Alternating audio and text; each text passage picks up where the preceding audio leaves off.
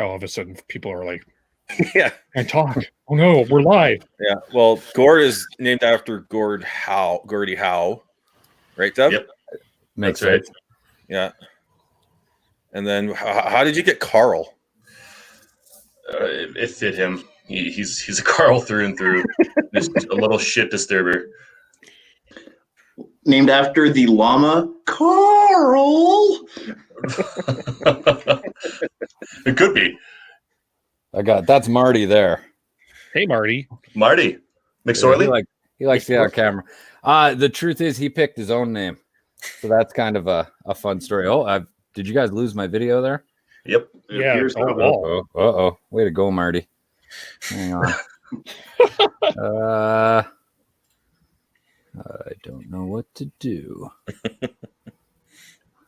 I just stop my camera and then start it again. No, it's still that. Uh-oh. Oh, geez. I'm going to offer the IT piece of advice and say unplug and plug back in. Well, it's plugged into the laptop, so I don't know if that's possible. Hang on here. Just spitballing here. Okay. Uh-oh. Last time I gave IT advice, the guy was so mad at me. So I don't give IT advice anymore. I mean, I'm trying to keep it cool over here, but I am livid as well. So I feel like it just quit on you. Oh, he's gone. Off to a good start. There's also a fun fact about Gord. It was around the same time that Gord Downey died. Oh. So I got a lot of those questions at the park. And another music sports double entendre. Exactly. Hello. All right. Okay, I will not move the laptop again. All right, let's go. We are live.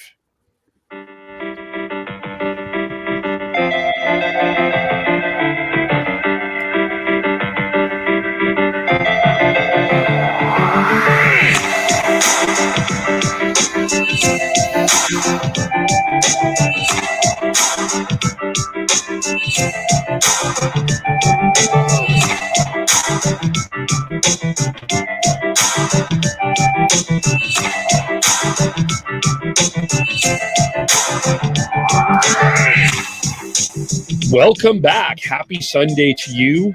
We are now 4 days away from the start of the National Hockey League season and getting closer and closer. We've already got some moves happening. We've had some technical issues. We're off to a great start. Welcome to the Hockey Podcast. You can follow us on Twitter at podcast_hockey. You watch live on Facebook, facebook.com, the Hockey Podcast. We've also are on YouTube, youtube.com, the Hockey Podcast. We are currently at the Josh Levo number of subscribers. So keep that in mind. And as well as there'll be the audio version out as soon as this live version is over, where you can subscribe wherever you get your podcasts. We are jam-packed. It's like the extra attacker is out for here. We've got Sean and Devin, who've been always on. Hello. Hello, Kevin. Hey, Kevin. And look at this. Tyler and Chris are back. We are. It's a new year. It's a new us, I guess. Chris has a new set. I have a new hat. Yeah, Chris has got the retro. How have you guys been? Let's catch us up.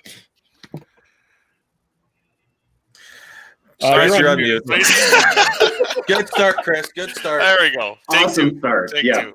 So I've been working 2 jobs recently. I've been delivering booze for Wise Guys Liquor delivery here in Calgary, and that kind of ate up most of my available time in December. That's fair. You do have to work. Yeah, and as you guys know, and some of the viewers know, working in highway maintenance in the winter can bring its challenges. So through the holiday period, we had a few storms there. I had to work at night a few times. So things were kind of thrown into disarray between that and days off and trying to catch the World Juniors in between. But getting back to normal now finally, and it's good to be back with you guys. Finally settling into more of a routine again. Yes, it's weird because it's weird to try to get back into some sort of routine too. But we missed you. We are glad you're back. And to our extra attacker is from Canucks Army. Stefan Roget is going to join us as we're continuing down our season preview, doing a deep dive into all of the Canadian division, not Scotia North division. I can't do it. I'm sorry. I'm trying. You're not contractually obligated to, Kevin. No, that's true. That's true. I'm not Yeah, they're not giving me a damn cent for this. So it's the Canadian division. Stefan Roget. Did I say that right? Oh yeah, I mean it's a made up name, so really you can say it however you want. But that's kind of the pronunciation I've settled on. So you're going to be fine. So we're doing a deep dive into the Vancouver Canucks, and maybe we'll just start with Stefan kind of here and sort of delve into this here. What's the storyline around the Canucks? What are sort of like when we say it, what's going on? I think right now, I mean, there's a lot of buzz in the air, and I know it's like the start of a season after a super weird year of hockey. So obviously you're excited, but I think there's a little extra layer of excitement right now because it's been one of those training camps and one of those off seasons in which the pieces just sort of seem to be clicking into place in a lot of areas, and so it's been really nice to see the tapestry start to be woven. If you're a true Jim Benning believer. And I like to think, I'm a cautious optimist. You can really start to see those things clicking right now with the roster, and it's hard not to be at least a little optimistic. Anyone else? No, I think cautiously optimistic is a good way to describe how to feel about the Canucks right now, especially with the addition of potentially Niels Hoglander coming in and taking a top 6 spot and hopefully running with it. Yeah, you got to be at least a little optimistic when you think back to what happened during the bubble hockey there, although it was, without fans at a neutral site. So there's the cautious optimism. Yeah, I think that's appropriate as well. Yeah, Canucks Twitter might make you think otherwise, but overall, I think that most of the fan base is, as we've described, cautiously optimistic at the moment. Devin, what about you? I think you guys are the worst team in the Canadian division. It's bar none. Ottawa #1, and you guys the worst. Period. Wow. The Ottawa bit makes it hurt. If you missed yesterday, Dan from the Fireside podcast, as we did our season preview for the Flames, thinks that the Ottawa Senators are going to finish higher than the Vancouver Canucks. That's certainly a take. Yeah. Yeah. I mean, it's a weird year. Anything can happen, but I wouldn't be making that prediction without a few asterisks attached. What I guess, kind of going through this offseason, let's start with, I don't want to be negative, but I guess we have to start here.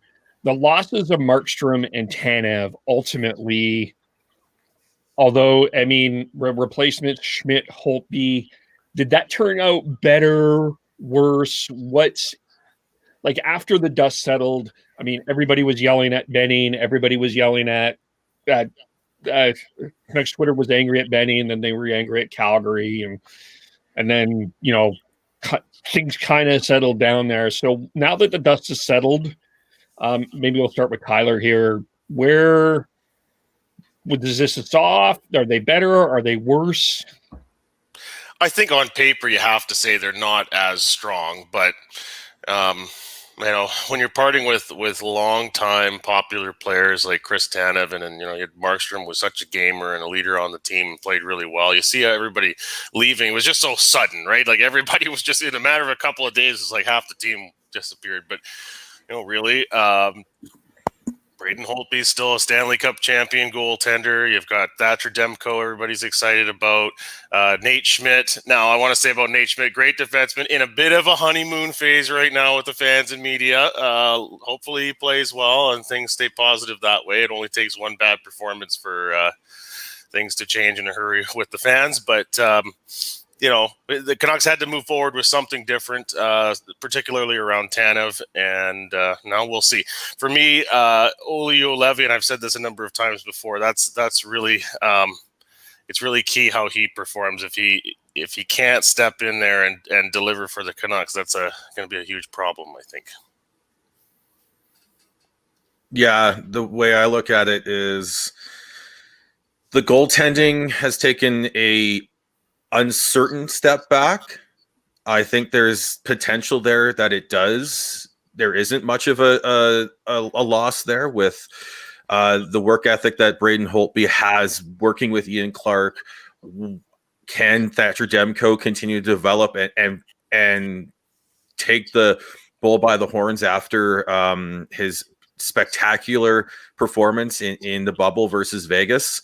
And then the blue line, I think in the top four is better overall, just with the addition of Schmidt. His puck moving ability really adds something that was missing in the top four last year. Depending on how they set the pairs up, you may not be losing too much if Hamonic can step in and play like he can. And then you've got, again, I agree with Tyler. If Olli Juolevi can step up and be a legit bottom pair defenseman for this season, then and be someone that Travis Green doesn't have to shelter too much, that's going to be huge. Now the question is up front for me, and the depth and the ability to score past the top line and past Bo Horvat. After that, it becomes a little bit more of a question for me. My take isn't nearly as technical as Tyler or Sean's, but I kind of view it more as a big picture thing. And I would kind of agree with Sean in the sense that it kind of looks like a wash at the moment. I wasn't happy with how it played out because it seemed like we were just letting everyone walk, whoever decided to. But as of right now, like we said, cautiously optimistic. I hope that basically we're just going to essentially stand pat this season because I don't realistically think we're going to take a step further in cup contention. Go ahead, Stefan. All right. I think the key word or phrase for me is lineup composition. Talent for talent. I think they're clearly a little bit worse, right? You lose your MVP. You lose a top six option like Toffoli without bringing anyone in. That's a step back on the, if we're looking at, NHL 2021 and the player ratings, like where our average has maybe gone down a little. But I think there's a lot of potential for the players that they've got to be better fits for the roles that they need them in. Nate Schmidt, I don't think it's controversial at all to say a better defender at this juncture than Chris Tanev. Also a way better fit for the minutes they're going to want to throw at him and the role. Hamonic versus Stetcher is a bit of a closer debate. But that role that you're going to want Hamonic in, that bottom pairing, clean up the penalty kill, that sort of stuff, I think grinding it out in a physical division, I think that's a better fit. Even Hoglander, I heard was the pronunciation in the scrimmage last night. So I think I'm rolling with Hoglander, although it wrecks all the, pig-related nicknames. I guess Hoagie, you can get with some like sandwich-related nicknames in there now. But he...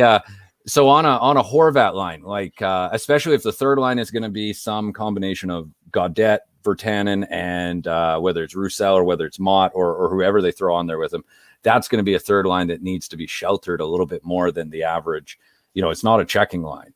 It's if you got Gaudette and Virtanen there, you're going to have to give them some offensive minutes and some ozone starts, which means more of that defensive load is falling onto Horvat's line. Him and Pearson are obviously comfortable with that sort of role, and I think Hoglander has a two-way reputation already to maybe be able to handle those minutes even as a rookie. So I think the composition of the lineup works out well, especially and then with the expansion draft too, and that impacts the Markstrom decision. I think they're set up really well going forward, and maybe they take a slight step back this season. Who knows? But I think in the long term, it's looking pretty good. Outside of what everybody else has said, I think my biggest question mark for the Canucks will be if Virtanen can take a step forward, if he's able to solidify himself more in a power forward, goal scorer kind of guy that he was back in junior. The way that he plays, and just able to solidify him as a top 6 player, because I think he can take that next step. It's just whether or not he's able to with the certain circumstances and the minutes that he's going to get. Along with Gaudette, I think that Gaudette can take a next step too. I'm very interested to see how he has progressed in this offseason, even though it's a little short and a bit different. Whether or not he can potentially go for the top 6 as well. And I'm also curious about Quinn Hughes and how he is going to be different from the bubble. I think that he needs to solidify his defensive game a little bit more. I think that that's his. It's not a big slight on who he is as a hockey player, because I think his overall game is good. But I think that if he's going to do anything, his defensive play needs to be a bit better. So those are my questions going into camp and going into the season. I guess for me, let's start with the strengths. I think it's, even with the question of who is Horvat's right winger, I don't think that they're terrible in the top 6. You've got a franchise guy in Pettersson. You've got probably one of the best left wingers in this division in JT Miller. Quinn Hughes is a dynamo, no matter how people say it. He still is a dynamo. You do have a pretty, in terms of what's going to like when you compare, if things go the way that I see it, you have a good goaltending tandem that may be needed for this season in Demko and Holtby.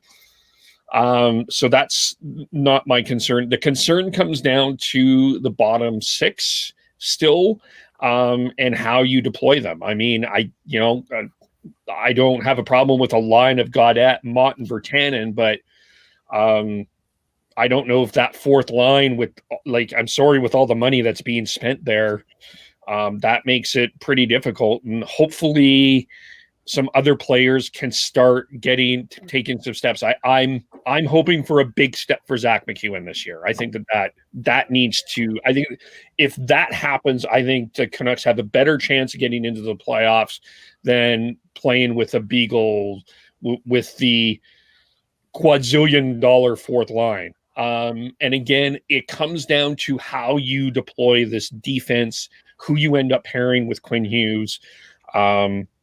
And Devin is right in the sense that I think that there's going to be an adjustment for Quinn Hughes. I don't think he's going to get off to the best start, but I think by the end of the year, he's going to be back to what we know Quinn Hughes to be, or even better. There's a lot happening for him here. I mean, he was paired with Tanev. They had a relationship. He's going to be with a new defenseman, whoever that is, and it's probably going to depend on situation. Teams are going to game plan for him. That's going to be a new adjustment. No. I'll say this. I'll say this. All that other stuff you talk about is correct, Kevin, but teams game planning for him is not anything new for him, especially in the NHL. It's unbelievable, dude. Are you kidding me? No. Let me finish. He was playing in the bubble in the playoffs. Minnesota game planned for him. St. Louis game planned for him. Vegas game planned for him. This isn't anything new. This is different. This will be different.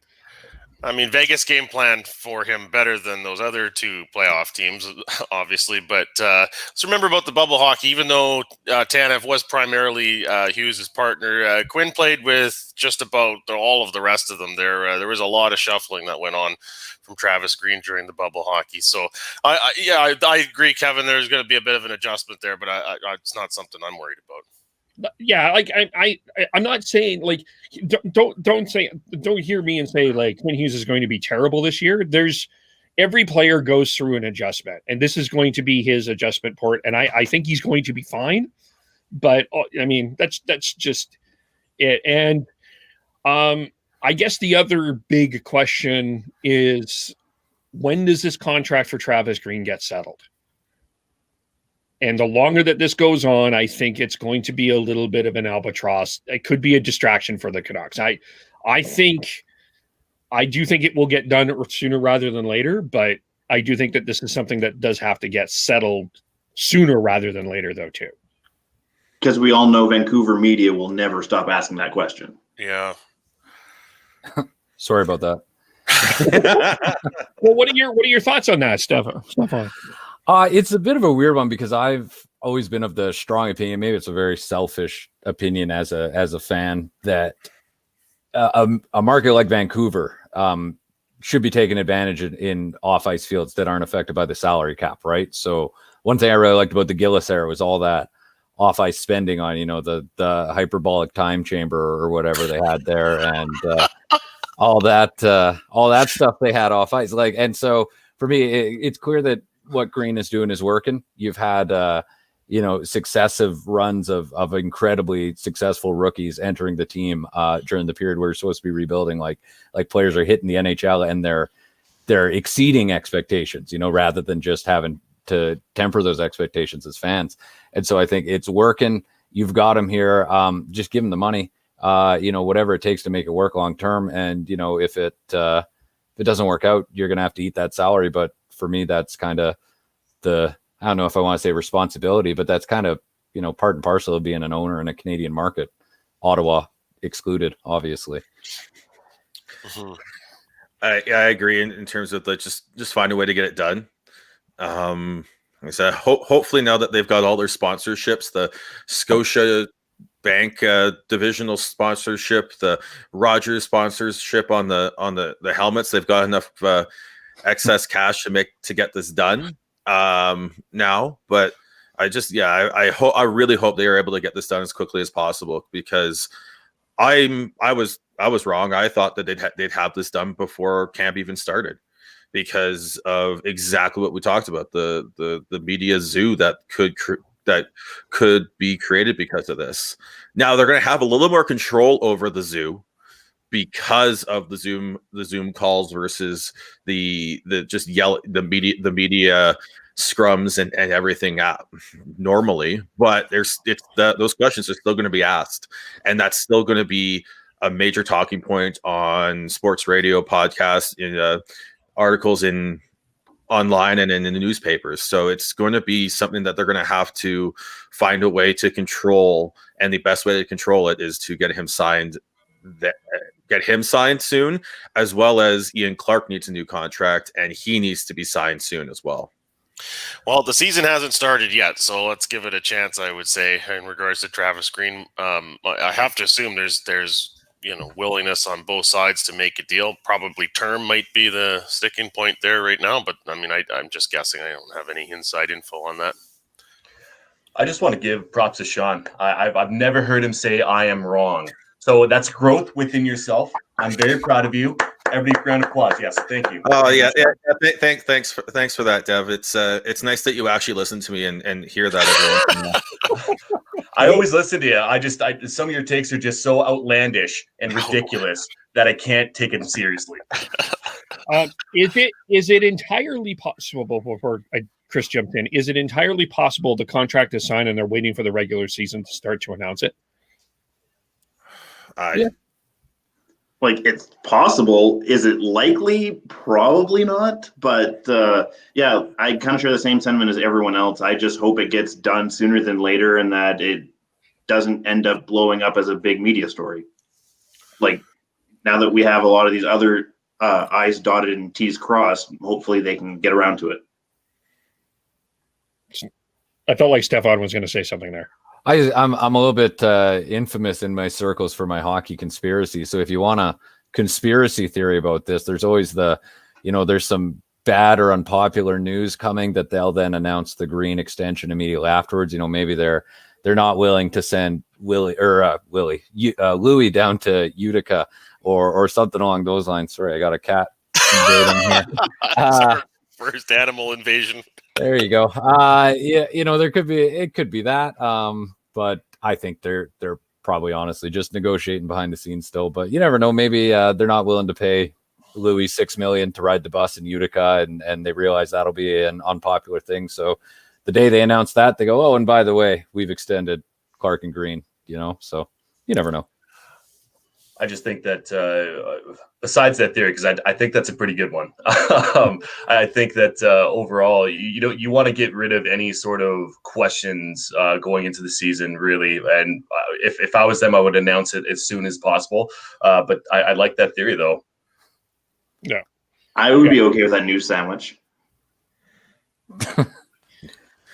All right. Yes. So where do we want to go here? Do we want to? Okay. Actually, my other question is, and we were talking about this yesterday a little bit with the Flames and Jeff Ward. Where is Travis Green in terms of coaches in this division? Where would you rank him? Ooh, I think top 3. Wow. Top 3. I probably would agree with that. I'd say top 5 for sure. I mean, you have Paul Maurice, you have Sheldon Keefe, DJ. I was waiting for that one. Oh, well, of course. To me, there's no way Sheldon Keefe's higher on the list than Travis Green, but that's just me. I'm not saying that he is, but I'm saying that there's other coaches that could be easily within that. But I mean, there's nothing wrong with saying that he's top 3 for sure. It's just I think that they're depending on where you live. Of course, that's going to be a bit of a point towards that, depending on how you feel about the team, them being higher than everybody else. The way I look at it before anyone else jumps in is that who got the best out of their team last year? And if this is a ranking based off of what have you done for the best for me lately, you've got the Leafs failing in the bubble. You've got the Oilers failing in the bubble. You've got they did. I'm sorry, Dev, but they did. They did for sure. But I mean, but regular season wise, right? Because you got to make those steps as a new coach jumping in. Same with Jeff Ward. You got to make those steps. And sorry, go for it. Yeah. But then you do have to balance it against what their resume is, and that's where someone like Claude Julien comes in. Someone like Dave Tippett comes in. They both have good resumes, but Paul Maurice, yeah. I think you can make the argument top 3. I think it's solidified top 5 for sure. But with Ward and Keefe specifically, they don't have the resume at the NHL level for me to be able to throw them right up there in the top 3 at this point. Sorry, go ahead. No, go, Chris. You're good. Okay, I was gonna basically say because of it's such a varied thing of there's 2 long-term oldish school sort of coaches, and then there's a bunch of newer guys that don't have a established resume yet. So to me, it's kind of hard to grade on the same level. Generally speaking, I don't disagree with Sean's thing with the top 3 and the whole "what have you done for me lately" angle. But that's just me speaking as a biased Canucks fan. I'm just going to jump in here with Jeff Ward. He after the transition of Bill Peters, I believe he went. He was over 500 with his team by a significant margin. He got the best out of the Flames, better than Bill Peters did during the year. They beat Winnipeg, and they were very, very close in the next round. So it's hard to say what have you done for me lately, but yeah, Chris made a good point. You do have those tenured coaches, and then you have DJ Smith, you have Jeff Ward, you have Sheldon Keefe as well that haven't really had a chance to solidify their legacy or their record with that team as of yet. And then you have Travis Green just above DJ Smith because he's the next guy that's in line with the most amount of games that he's coached in the NHL. So yeah, it's a hard discussion, but yeah, I'd say Travis Green for sure solidifies top 5. I just don't know if he cracks top 3. I think it's just like with the roster, it comes down to fit a little bit too, because you want, you've got a younger team, you've got a fresher team, you've got a more exciting team. You want maybe a more open-minded coach. Like, I don't know that Pettersson's arrival or Hughes' arrival in the NHL would be nearly as fun under Dave Tippett say, right? Like that's that might be a storyline in and of itself. Is we got to get rid of Tippett so that Pettersson can get the leash let off.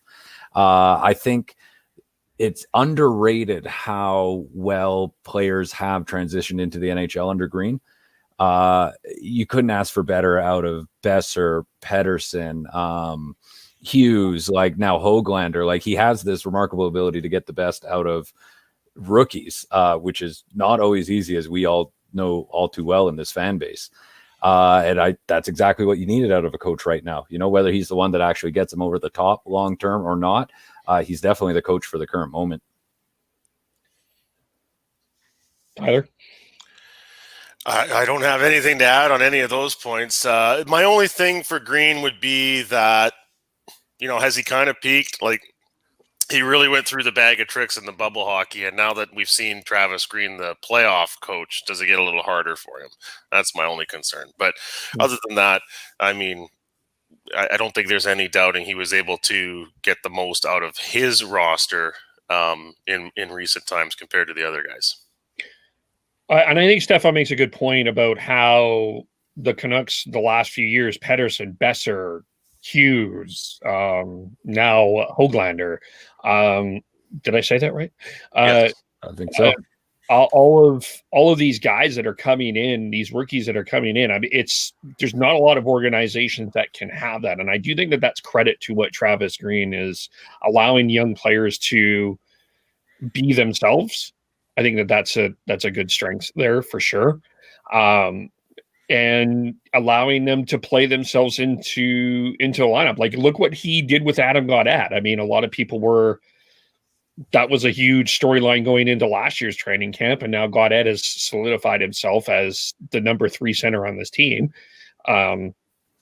Too, like Tyler Mott. I mean, another guy, like people were like, who the hell is Tyler Mott? Now it's like, wow, we can't go without Tyler Mott. Like, so I think that's, I mean, and it's easy for us to say that because, again, as Chris says, we're biased, but the only person that I would really put ahead of him was probably Paul Maurice, considering all that he has had to go through the last few years. He's had the Bufflin distraction. He's had the Trouba distraction. He's had the Laine distraction.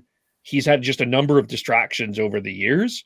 That would be the only one that I would say, okay, those would be my top 2, to be fair. And then you're right, Ward and Kiefer and Smith are not that they don't have the sample size. Claude Julien, we were talking about this with Joel when we were previewing the Canadians. He could be on the hot seat. So yeah, that's kind of my thing. We do have some breaking news here. Sean, did you want to read the tweet? Yeah, it is. The Canucks released a tweet saying that their practices and workouts for today have been canceled out of an abundance of caution for a potential exposure with COVID-19. So I think we just have to get used to this because I think it's going to happen pretty regularly, whether it's practices being canceled, whether it's games being rescheduled. I think it's just the reality that we're in with this season. We saw a lot of it with the NFL and we're seeing a little bit with the NBA in terms of players being held out and all that. So I think this is just the new reality until we get a handle on this freaking COVID-19 bullshit. But it's just, I think, like I said, it's just the reality, and it's not something. I don't think at this point it's not something to get too overly concerned about. It's something to think about, but I think it's just, like I said, for me, it's just the reality of what we're in, and if you're trying to try playing sports and today in today's world, then we're going to have to see that we're going to have to go through these. Damn it, Jake Virtanen. Clubbing again. I was just gonna say that. Yeah, as long as no photos of Jake in the club come out in the next couple of days, we should be okay. Yeah, God help the players that get outed like that.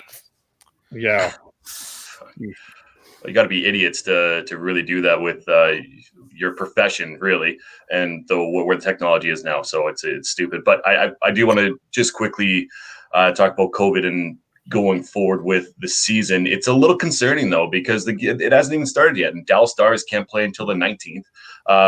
You had the Columbus Blue Jackets cancel practice. Now you have precautionary reasons for this. Like if the Olympics go forward, how is NBC going to be able to potentially give the NHL exposure to the playoffs? Like it just, I don't know. It is concerning to a certain extent, and I think that understating it right now would be a bit foolish to really do, because if we're going to be pushing back games right now in January, are they going to try and shorten the season even more? Is it going to be 48 games instead of 56? Like there's got to be some sort of contingency plan if that does go forward, and because you can only go back to back. You're not going to have 4 games in 5 nights at the end of the season. Like that's ludicrous. Okay, so on that, hockey's a little different than baseball and the NFL in this regard. There's more sort of padding in the schedule to move games around to overcome that. So I don't see any scenario where the NHL ends up shortening the season. But in the NFL, if they had to move games, boy, the trickle-down effect of the impacts on other teams and rest between games and all that was challenging. And then with baseball, there just simply wasn't that very many off days. I think a couple of teams actually that didn't make the postseason didn't even play the full 60 games. So, yes, definitely concerning, but I don't think something to be concerned with yet as far as do they have to change the length of the season or go further into the summer or anything like that. I'm just saying that as a worst case scenario. Yeah. I mean, they could have a 48 game contingency plan in place, but I'm with Tyler. I don't see it. No.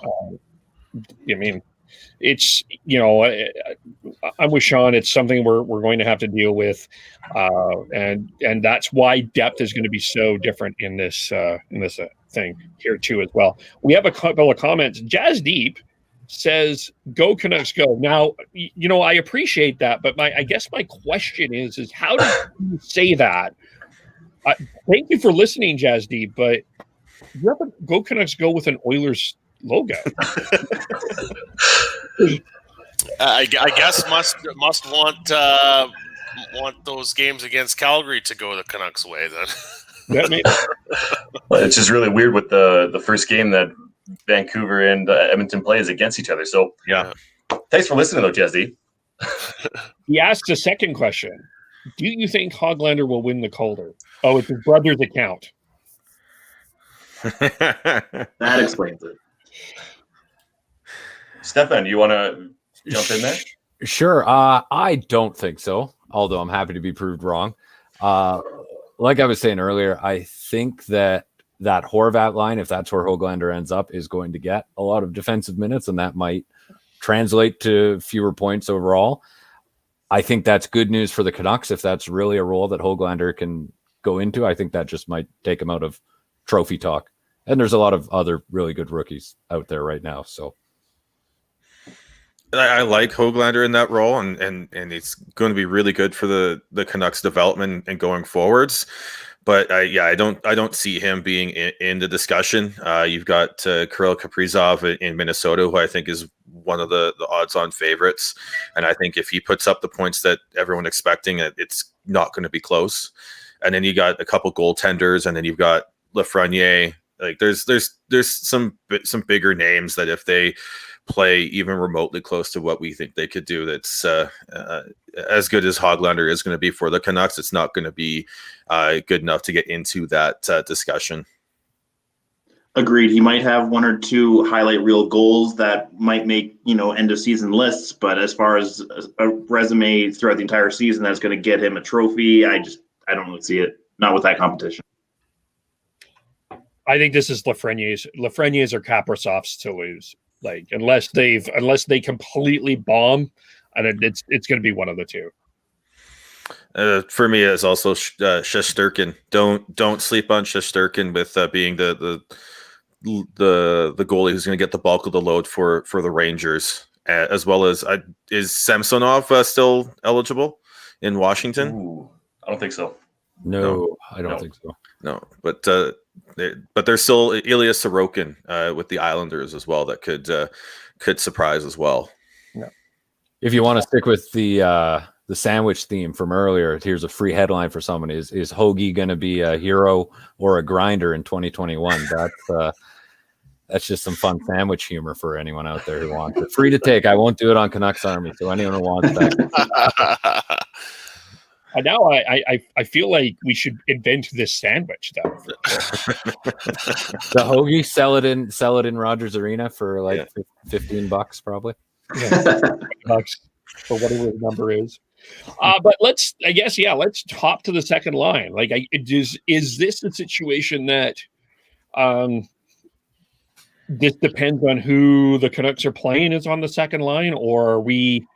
Because Travis Green has always adapted his lines accordingly, or does Horvat need that permanent winger to be with him? I think this is a very complex answer and question because there's so many moving parts. How does Adam Gaudette step up and can he be relied on more for more minutes? Can Hoglander or Virtanen become an option there?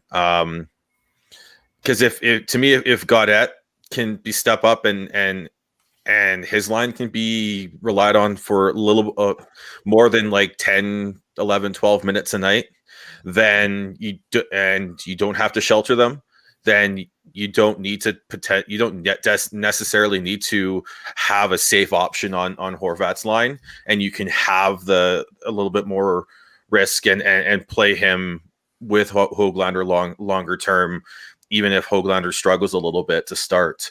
But if Gaudette can't do that, then I think you're going to see Green go to the safety relief valve that is potentially, and I hate saying it, Louis Eriksson. Little things, Louis. I don't think Louis. This is my prediction. I don't think Louis Eriksson is going to be spending a lot of time in the top six. If things go well, that's for the Canucks and Hoglander and Virtanen, then you're bang on there, Kev. But it's going to be a tough season, and both those guys have a lot to prove. Can I throw another name into the fire here for Horvat? I just want to throw his name in here. What about Zach McEwen? It definitely would be interesting, especially with Devin's point about like if Virtanen's going to take the next step to be like the power forward type. If Jake isn't, maybe give Zach a shot. Yeah, I mean he's played there before and he's looked well. And one of my colleagues at Canucks Army there, Corey Hergott, I think is well known as the Zach McEwen guy online, and he's been tooting that horn all along that this is not necessarily a guy who's destined to be a grinder or an enforcer type, that he has that upper end skill potential in him. So I mean, it's a good problem to have, right? Like that you've got so many candidates for, and then Pod Colson coming in a year or even at the end of this year. It's not the worst thing in the world to have so many options.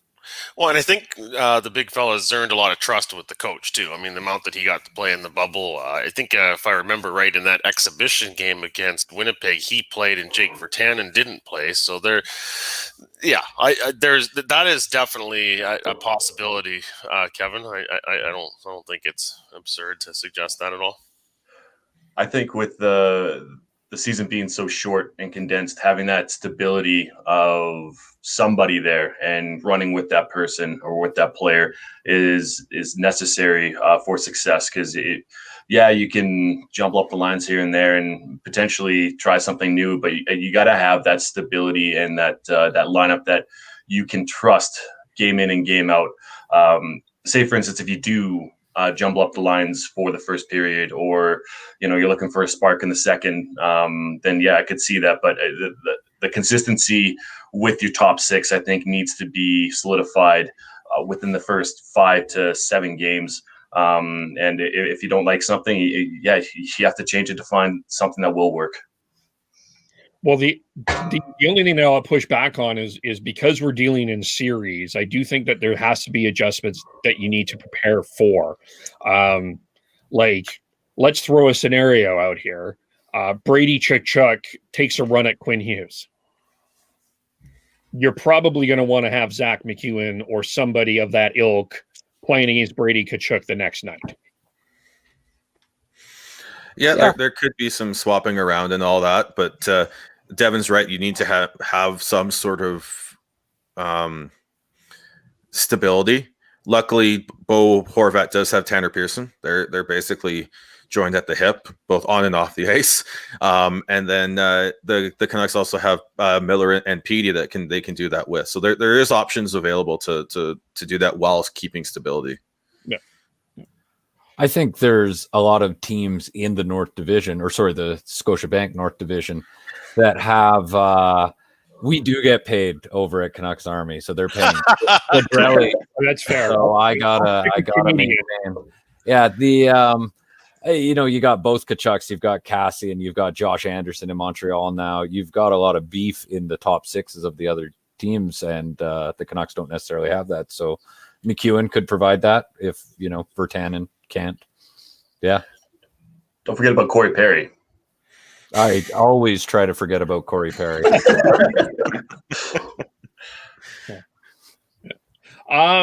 Who on this forward group do you think is going to surprise? Who's a guy that we're not paying attention to that is better, that's going to be better than people think? Stefan? Oh, I got one. I think Antoine Roussel. I think he had a pretty not great year last year, but he also was coming off an off season with a surgery and a long recovery. That's maybe to be expected from that. He had a pretty fantastic first year with the Canucks, and his history in Dallas is strong. And I think in that division where you're going to be playing the same teams night in and night out, to have that guy who lives rent free in the opponent's heads is not a bad thing to have. And I think he's been showing off a little bit of interesting passing plays with Godet, especially in training camp. And I think Roussel is someone who has a lot more to give than they gave last year. Yeah, I agree with him on that one. I think you pointed the wrong way from my perspective. There you go. Get it right, Chris. Hey, I'm a little bit out of practice. Give me some slack here. My guy's Adam Gaudette. I think that he last year was a bit of a plateau year for him, but I think that he has more to give. And if he does decide to have that competition and push for a top six role, having that internal competition is massive, and that'll push other players like a Virtanen, like a Hoglander, to be better. So I'm cheering for Gaudette to do well this year, and I think he has the potential to do that. I'm going to go with Brock Besser. I think last year was just kind of a tough year for him, just in personal life with his dad, and he had the contract negotiation going into the season, and but showed fairly well during the postseason. Has that experience behind him now, a little bit of a confidence boost. Hopefully, I think we'll see some pretty good things out of number 6 this year. Yeah, Brock Besser was going to be mine as well. I think that he got overly criticized over last year because he wasn't scoring. I think his overall game has improved, and I think that he's going to have a bounce back year at getting back to the scoring level that he has shown in the past. But my 1B was going to be Adam Gaudette, just because of he's even what's come out in last week, that he was dealing with a stomach issue of some sort that wasn't allowing him to eat properly. So he's got that fixed. So I think he's now been able to put on some weight he was really struggling to do so in the past, and that will really help him stand up to the rigors of the NHL game a little bit better, and hopefully that means that he'll be able to take that next step and become more of a regular ice time type center, and be more of a true 3C as opposed to more of a sheltered one that he has been he was for last year. I think Brock Besser needs to show his offensive skill this year if the Canucks are going to be as successful as they want to be.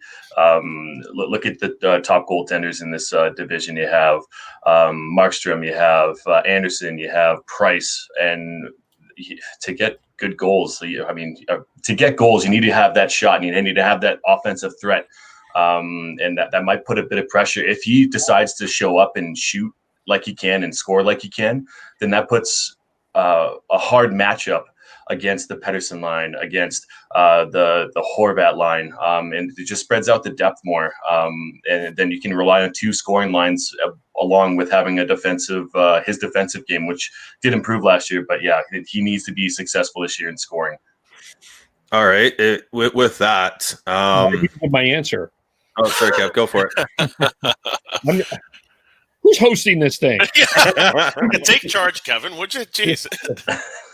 I'm going to go. I was going to pick Tanner Pearson. I think he's going to. I think you look at this defense in this division. It's not awesome. There's not a defense that I'm like, oh my gosh, this defense is great. Like there's some good core defense, but there's some bad. And I think Pearson. I think secondary scoring. I can see Tanner Pearson having a better than expected year in terms of production, offensive production this year. He's coming off of basically a career year. He had 45 points in 69 games, and his best before that was 44 and 80. So if he can build on that, then. Oof. Okay, go ahead now. All right. We're talking about Besser, and I've got a bet with someone on Besser's goals. It's just a beer bet. Rounds on me if I'm wrong, but the over under on how many goals Besser scores this year, I've got it at 15.5, and I took the over. What is it? What's everyone else taking? For best 56-game season, that's close. I'm probably gonna go slightly under because you're asking a guy to score one every four. It's a 22 goal pace on the normal season. I think you take the over every time on that, personally speaking. I think Besser's lack of goal scoring last year was such an obvious thing because he is a goal scorer by trade. But I think he had a fine season last year in almost every other area of his game. And I think, goal scoring is one of those things that's very anomalous. You get a bit of bad puck luck and it shaves 5 goals off your total. I think barring a serious injury, knock on wood, I think you're going to win that bet. So, look forward to that.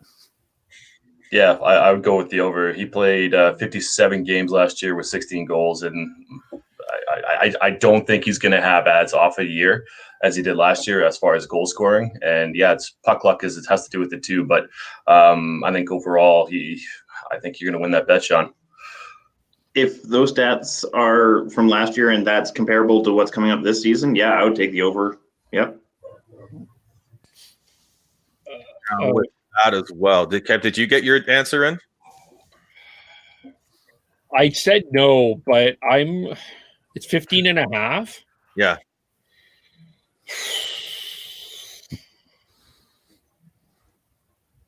I'm going to go no. I'm going to go under just slightly. If it was 15, I would say yes. I think he gets 15. Yeah. All right. That sort too. Yeah. With Virtanen as well, shotgun Jake. How many times is Chris going to shotgun? I've got the over under at 13.5 for his goal. Which is about a little goal pace again. Say that again, Sean. It's about a 20 goal pace again. Wow. I guess to me, okay, I'm just gonna. I want to throw this out here. Like last year, Virtanen got 18 goals last year, right? Yeah. Yet we were not enamored with Virtanen. So if he gets less, is it a big deal?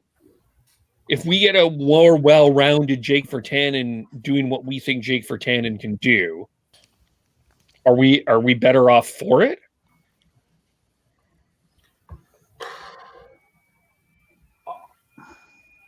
Kinda. I think I too kind of think, especially now with the emergence of Podkolzin and Hoglander, that if Virtanen has a future with the team, it's probably not in the top 6. It's probably as that. I hate to bring the name up because it's a controversial one, but that Rafi Torres sort of bottom 6 presence that has, like Torres was a high draft pick too, right? He had plenty of skill. I don't know that Virtanen ever accepts that role in Vancouver. Like if he doesn't get into the top 6 on this contract, I gotta think he looks elsewhere and tries to take one last crack at being a true top 6 talent somewhere else. If that weren't a factor, though, I think that would be best for him is develop into that. Maybe he's not putting up as many goals, but he's also not leaking as many in his own end. I'd say no. I don't think he does it. His time on ice last year was averaged out to 13 minutes. So it having a 20 goal scorer playing 13 minutes, that's depending whether or not he can crack the top 6 and push his way past Hoglander, then I'd say yes, he has a good chance. But I don't see the progression there, and that's why at the beginning of this episode I said that he needs to make that jump and solidify himself as a player, as a gamer, as a first-round draft pick. And I know that, that was a long time ago, and that he won't probably live up to that first-round draft pick. But no matter where you go, here in Calgary, Sam Bennett has always been criticized for being picked 4th overall, and at some point, you got to shed that. But at the same time, you do have to solidify yourself as a scorer, as a difference maker, and that's how he is a difference maker. I mean, he only had 36 points last year, 18 assists, 18 goals. So I don't think that he will do it. But I mean, if he does, good on him. And I'd love to see more shotgun jakes from Schmidt down there. As much as I'm probably biased towards wanting to shotgun more, I'm going to take a Kev-like stance and say he just barely misses it, that he's just a little under. And again, I'm not going to have nearly as technical as an answer as everyone else, but I tend to just look at everything from more of a big picture, eye level sort of take. And that's why we love you. Going back to what Kevin asked there about well-roundedness, I mean, I'll take a more well-rounded Jake Virtanen over stats any day. Yep. Yeah, you look at his last, he got 8-17, but his last goal, looking at this, was February 25th against Montreal. He didn't score in the last 8 games. He didn't score. There's he went long stretches without one. He was averaging around 20 shifts. I got a game against Dallas here. He was -3. I know that plus minus is a useless stat, but I don't know. I wonder if this is part of the battle, is what Jake's like, I'm scoring. Travis, what do you want? And Travis is like, you don't have to score. You have to do you have to, pardon the Louis Eriksson reference, you have to do a few more little things. Yeah, and that's the battle. But the way I'm looking at it is I'm taking the under on that as well. I think he's going to be around that mark, but I think it's a 50-50 shot that it's either way. And but the big thing for me is if Gaudette takes that next step and Roussel it can rebound, that line could be really good. And who knows, maybe that's the third line that they've been looking for, and they get that offensive pop from that line. And maybe he does, and if that's the case and he goes over on that, then that's a really good step for the Canucks. Let me throw another question into the Virtanen pot, since we're doing questions, which is fun. Is Jake Virtanen at the end of this season, is Jake Virtanen a Vancouver Canuck? At the end of this season, yes. At the beginning of next season, I think that's a much more difficult question to answer. I would have to agree with that. Yeah, that's a pretty solid take. I think I don't think you want to dump a player like him in a season like this, where just physicality alone, he's going to hopefully wear and tear some of the teams that they're playing night in and night out a little bit throughout. And then if you're aiming at the playoffs, you probably want a guy like that in your arsenal for the playoffs. Yeah, actually, while you guys were talking there, I clicked open another tab to check something, because I was going to say I don't know that Virtanen and Godet are a good duo together necessarily. But according to Dauber's Frozen Pool, he actually put up I don't know what that noise was. He actually put up even strength points at a higher rate with Godet and Roussel than he did with Horvat or with Pettersson. So I don't know. Maybe I would take the over on for 10. I'm kind of coming around on this one. Yeah. As far as the trade goes, I don't think there's going to be many trades that are going to be happening this year. It's going to, I think that it'll be there won't be as much activity as people could possibly think there will be, just because of the border issue and COVID and all that bullshit. Because you're not going to be, like, as far as the Canadian teams, you're not going to be trading within your own division just for that player to come and kick your ass the next night or next week or something. Along with depth is everything within this season as well. You want to make sure that you have NHL players on the team to solidify your lineup if someone goes down with COVID. If there's there will be injuries, especially with the grind of this the sprint to the playoffs. So I don't see it happening. Tyler's silent. I am going to say that I see Jake Virtanen with the team to start next season. He would have to dramatically improve his trade value for me to be not on the team next year. And that's a believe it when I see it type thing. Let's just jump to the defense here as we spend a good time on the offense. Let's jump to the defense here. I've heard Sean and Devin's take on this, but I'm curious what Chris, Tyler, and Stefan think. Who's Quinn Hughes' ideal partner now? I think. I guess Tyler Myers. I don't know. I don't know what ideal would look like there. But if you had Hughes and Myers as one pair, and then Edler and Schmidt as the other, then you got a third pair beyond that. I don't know. I think Hughes can work with anybody, so it doesn't worry me.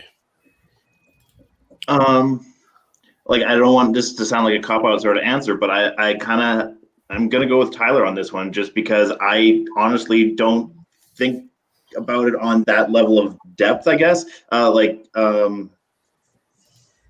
Just for me, I think just he's so good that he can basically gel with most other players, and what other players are going to influence onto him, I don't think is going to have as big of an impact. So yeah, that's my take. I agree with both those things. I'll take it a little bit step further. I think Hughes makes any partner better. He's, I know you guys were debating about this in the last episode. I think he's the best defenseman in the division. So let me put that on the record. I think. Thank you. Surprise, surprise. No problem. Bias for sure. Raise your hands. I think you want him with Myers because he is the player who's going to get the most out of Myers, and they've committed so much salary to Myers, and you can argue about whether that's too much, and it probably is. But Hughes is a guy who's going to open up offensive opportunities for Myers, who has a lot of offensive skill. He's smart enough to cover for some of Myers' blunders, we'll call them, misadventures with the puck. I think if you want to get anywhere close to $6 million worth of value out of Tyler Myers, Quinn Hughes is probably the guy to help you get it. So I think that can be done without taking too much off of Hughes' overall effectiveness. I'm going to jump in here too. When we talked about this, Travis Hamonic wasn't part of the team, and watching Hamonic here in Calgary, he's very, very similar to Chris Tanev. So the transition between how Hughes played last year in comparison to what he could play this year, that transition would be very easy, since they are very similar with Hamonic and Tanev. But it's hard to, yes, you have the financial side of the game, but at the same time, don't you want to win? I mean, I think that, you want to get the best out of the player, especially when you're giving them so much money, as talking about Myers. But I think Myers is more effective as a bottom pairing defenseman. Yes, he's getting paid that much, but I think Hamonic is the better fit for Quinn Hughes. Don't get too locked in on those pairs. As we saw how Travis Green operates in the bubble, and even going into the regular season last year, he was playing Quinn Hughes all over the place. He was playing him with Tanev. He was playing him with Myers. Those two got significant time on ice with Quinn Hughes last year. So I don't expect him to be locked in on one pairing. It looks like they've got him paired with Chatfield for most of this camp. I think that's more of a placeholder for Hamonic once he comes in, and once they get that contract signed. But don't be surprised if he gets shifts with Nate Schmidt. Don't be surprised if he gets shifts with Tyler Myers, depending on what if they're behind in the game, if they're looking to create some offense. If they're looking to exploit a matchup. So don't be locked in on that. Tyler Myers I think is a better option offensively for Quinn Hughes. But I don't think that Hamonic is something that people should be upset about. I think he's actually a really good pair for Quinn Hughes, and as well as both those Myers and Hamonic would be good pairings for Ole Juolevi, who is the other young defenseman that the Canucks need to see some big gains and for him to step up and be a NHL defenseman this year. So I'm the only one on the Nate Schmidt train, eh? I'd love to see it. I think you're going to see it. You're going to see it in spurts, but I think majority they're going to have them split so that you can have potentially 40 minutes of the 40 plus minutes of the game covered with a very good puck mover on the ice. Yeah, the thing about Schmidt and Hughes together is I think it just leaves you a little thin for the other two pairs. That's fair. It's just hard to know. Like I think Travis Green tends to want to go with a balanced lineup as much as he can, but hard to know what his feelings are on that really at this point. Yeah, I'm just high on Nate Schmidt, and I think that would be a really dynamic pairing. Mm-hmm. I think we all are high on Nate Schmidt. It's just, again, it's how it's deployment. Yeah. To Tyler's point, having either Hamonic or Myers with Edler, the foot speed factor in that is scary. Mm-hmm. Yeah, as in they're not that fast. Yeah. Hey, Myers, once he gets going, he's good, but yeah. The poor guy's got to reduce the penalty somehow too. Yep. But part of it is he's 6'8", and just some of the things he did were like he's 6'8", and we've got a comment here from Roblox Rob Bloxers.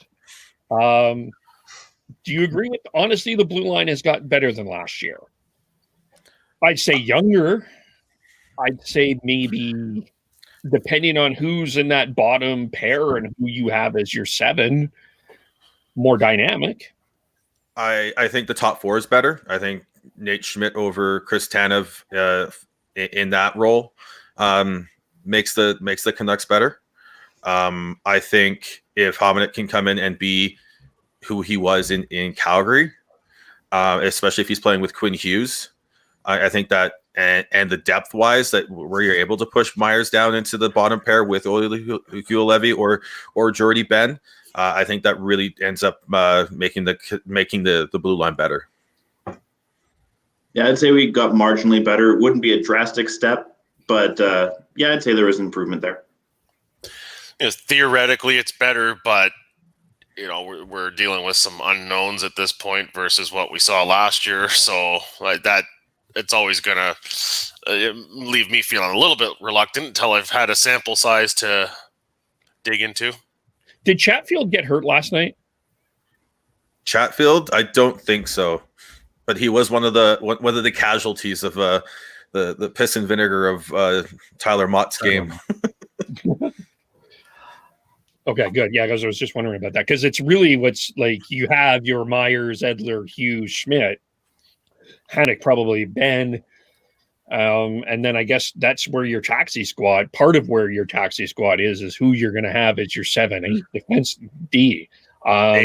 Eighth defense. Remember that they're carrying 22, 23. Right. Yeah, I said 7-8. So, is Oli Ulevi part of your 7? Oilo is part of my 6. Yeah, definitely part of the 7. Yeah. Yep.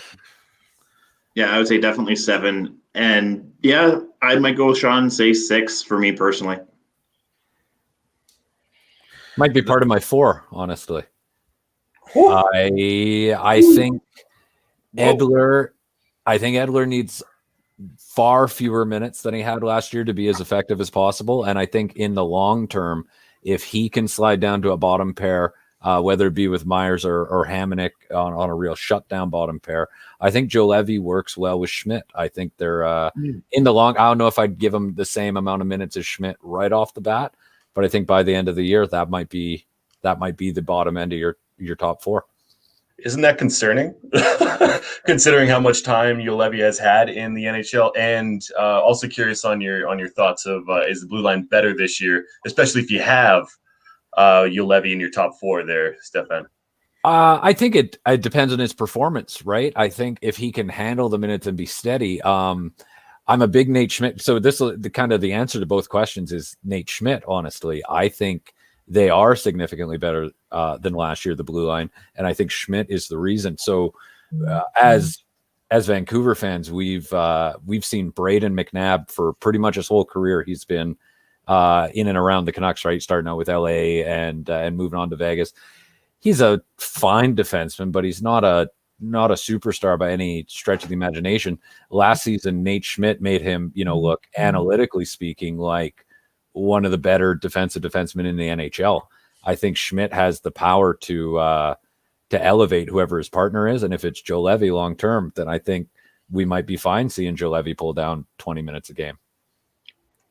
I think most people forget that Nate Schmidt is a cheater and he doesn't deserve to play in the NHL because he had those enhancement drugs that he didn't know about. So just to remind everybody of last year and how it started. Okay. Was that last year or the year before? I thought it was last year. I thought it was the year before. I mean, I think the biggest line. Sorry. No, well, I was just going to say that the biggest thing coming out of that was a big positive was the fact that Vegas they missed him in the dressing room and they missed him on the ice. And so he's very much a glue guy in the room. And I think that's massive for the Canucks. Yeah. I was just going to say that I think that headline somehow got past me entirely because I'm not sure what we're talking about. A couple years ago, he was caught with performance enhancing. He was caught with. Okay. Yeah, I think he had a 10-game 10-game suspension. Yeah, suspension. It was 2 years ago. It was the beginning of the 2018-19 season. Okay. Well, now I understand Devin's snark then. Carson Haywood Farmer asks, Rathbone in the taxi squad or the Utica crew?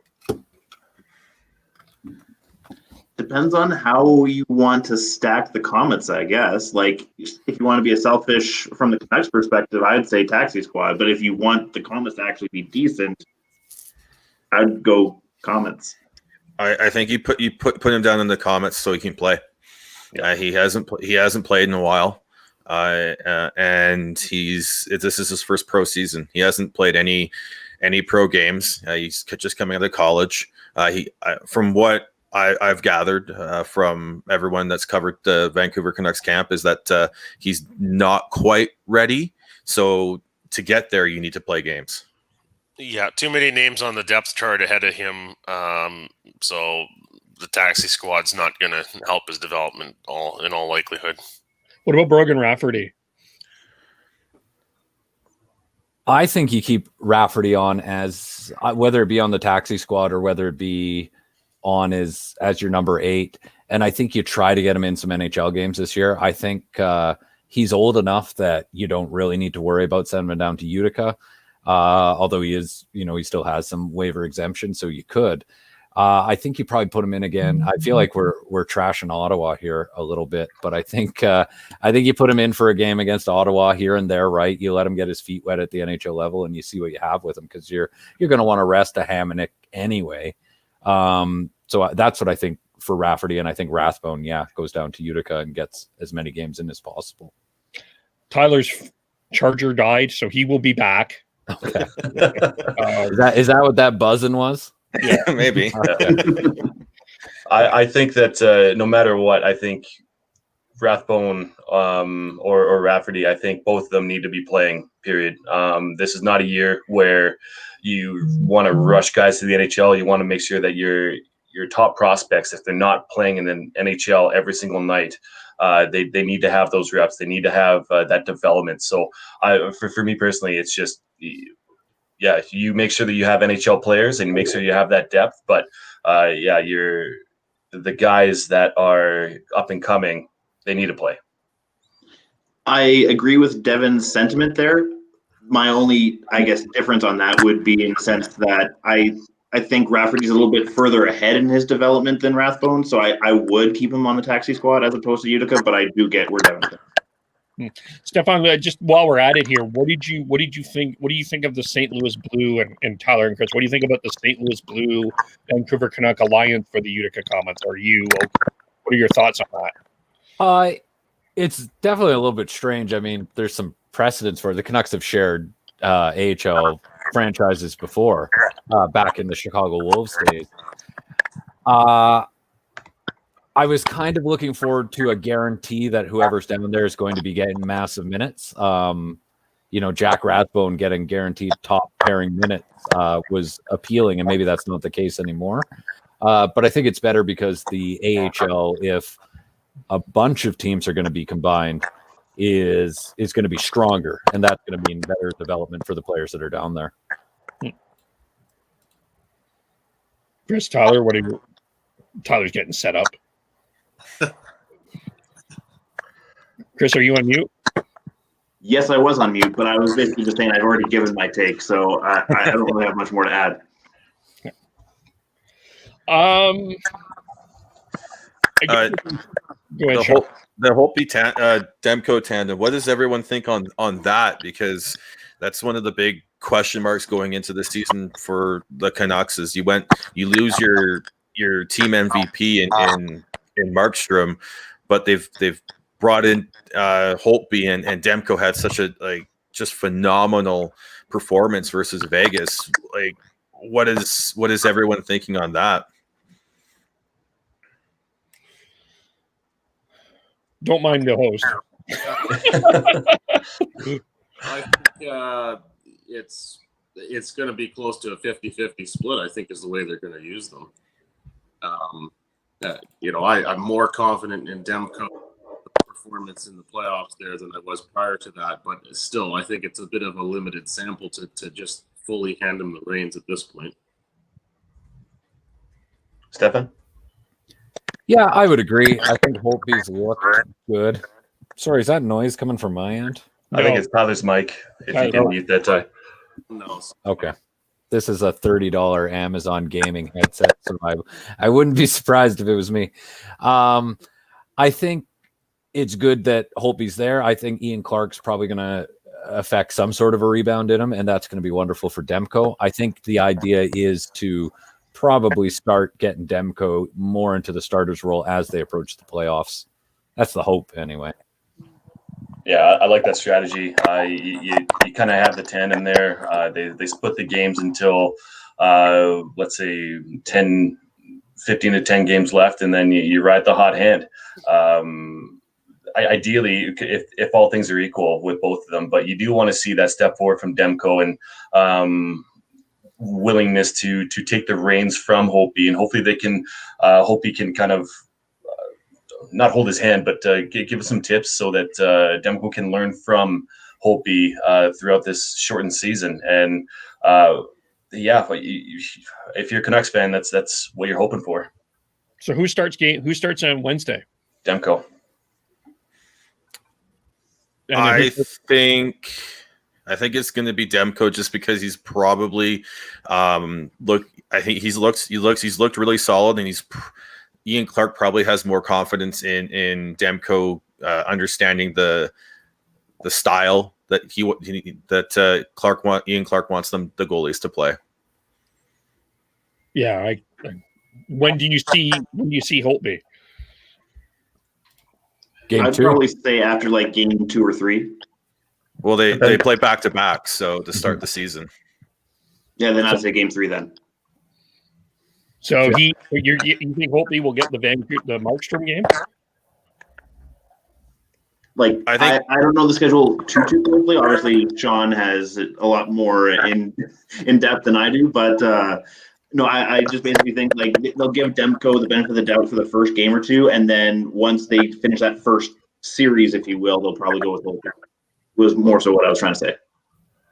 I said Demko just because that is their hoping number one goalie, and you want to keep that relationship right. You want to start him, then go back to Holtby, and then have Demko for that Markstrom Calgary Flames game. Yeah, I don't. They'll split the first 2 games. I think Demko in game 1, Thursday game against Edmonton, Holtby, and then probably back to Demko for the Calgary games. I don't think you can resist trying out the Demko Markstrom matchup for game 3. So I agree with those guys. It's going to go Demko, Holtby, Demko. Yeah, that's kind of what I'm saying too. Yeah. That's going to be that Saturday night Vancouver Calgary game. That's going to be a lot of fun. It's gonna be fun in this household for sure. Yeah. Okay, so we kind of touched a little bit on the taxi squad. Did we touch on the taxi squad? I a little bit, but I do think that's to go a little more deeper into that. It's such an interesting discussion because of some of the topics we've already touched on. The development of players versus you want to have players that can step in and play roles that are needed depending on what happens with injuries, COVID related issues, and all that. So do you have going back to Rafferty, I think he is on the taxi squad because of that for that reasoning.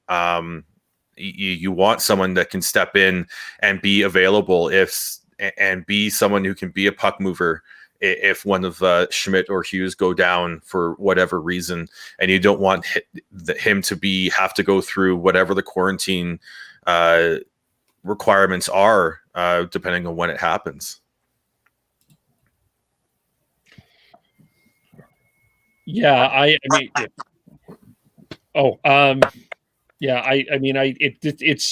it's such a fascinating dilemma because,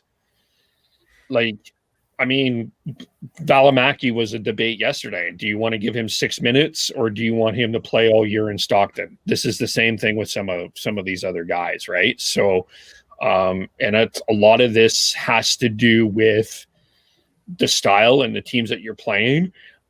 This Canadian Northern Division, I think, is going to be very greasy. Actually, I think there's going to be a lot of. You look at some of these, we talked a little bit about a Corey Perry, Matthew Tkachuk, Brady Tkachuk, Zach Cassian, Antoine Roussel, even Zach McEwen. Yeah, it's going to be you're going to want to have some veteran players in there too, but it's such a fascinating question of what you do with this taxi squad, and I don't know if I have a true answer for this yet. I don't know. I think Louis is on the taxi squad. Yeah, unless your plan is to send him down to Utica for the purpose of hoping that he just retires last year and voluntarily gives up that, which I think is a pipe dream. But unless that's your tactic, I think you got to have Louis on the taxi squad. Yeah. One name I want to throw out there that I don't hear a lot of chatter about is Justin Bailey. You watch this guy sometimes, especially even in training camp, but when in Utica last year, and you think, how is this guy not an NHL player? Like he's one of the fastest guys in the organization. He's pretty sizable. Like he's got the strength and speed combo that you die for. I think he's got to be on the taxi squad because he's a guy you can throw into pretty much any role and he's going to have some success. Yeah, I agree. I see a Justin Bailey on the taxi squad as well. What about a Cole Lind? Oof. That one's hard. I see him down in Utica. I don't think he's quite right there, but quite ready to be that. But one thing I do think we're going to see is some movement between the AHL teams and the taxi squad, because I touched on this yesterday when we talked Flames. From what my understanding is when you call someone up and they're going through quarantine or having those COVID related processes, when they're going through that, they don't count against your roster numbers. So what you could do is you could call one of them up, have them and go through that if it's 7 days or whatever it is, and then you send someone down in to replace them in the AHL once they're cleared that. And I think we might see some movement between the AHL and the taxi squads, between at least the Western Canadian teams, where they're the only ones that have this issue. And also to the point where in order for, say, if you have some younger players that you want to have exposure to the NHL, having them on their taxi squad before the AHL starts, which is beginning February, there's a lot of games in there that they could be a part of, or they could be a part of the morning skate or the pregame skate, and having that rhythm and understanding what it takes to be an NHLer before they get sent down. Don't be surprised if you see a couple players that are surprisingly on the taxi squad to begin the season, and then once the AHL officially does start, to get their reps in, send them down, and they might have a couple games here and there with the big team. I believe it is 7 games for a team or for a player who hasn't had any NHL experience as of yet before they get into that first year of the ELC contract. So you do have a bit of time there to kind of get that experience for the young players. Before, there's a couple of questions, but one of the questions that I am curious about, this was talked on in the Oilers YYC podcast, going forward for all the Western teams, because it is an advantage to Eastern teams. Ottawa has Bellevue, Toronto has Toronto, Montreal has a Canadian. Hamilton, I believe. Hamilton, yeah. Do you think Vancouver moves their farm team up north or closer to Vancouver? What are your if there ever was a reason to do it, this season kind of shows as to why. But as far as if we get back to normal, whatever normal ends up being in the future, like if it goes back to that again, maybe they don't see it as a priority. Like, it's really hard to say. Tyler, what do you think? Oh, you're muted. There you go, Tyler. Sorry about that. I think if it was going to happen, it would have happened already. Yeah, I know that Utica did, and Vancouver extended an agreement to stay there for at least a couple more seasons. I believe there's an out with that, though. What I said is I think they're waiting until Seattle comes in and they've got another team out west that they can have a better travel schedule, so they're not going so that you can that way. So I think that's what they're waiting for. I think if, like Chris said, if they were going to do it any season, it would have been this season, and I don't think they're doing it this season. I think in an ordinary season, the travel isn't as big of a factor, because when you're calling guys up, the Canucks could be down in Florida, right? And that, they're only in Vancouver half the year in a normal season. And I think the culture in Utica is so valuable that I'd have a tough time giving it up for pretty much anything. That's fair. Part of me wonders too. I guess part of when I heard the question, I think it would be great if the Canucks had a farm team in Surrey. Like, I think that would be great for the culture. It would be great for the fan base. Surrey's growing. That just would be an ideal situation. But as far as rink, wouldn't Abbotsford be better though if you're going that local? Probably, or Langley. Yeah, I believe they are building a rink in Surrey though. Yeah. Let's get to a couple other quick questions. Mandeep, thanks for listening. He asks, how many points do you guys predict for Hoglander if he stays on the second line with Horvat?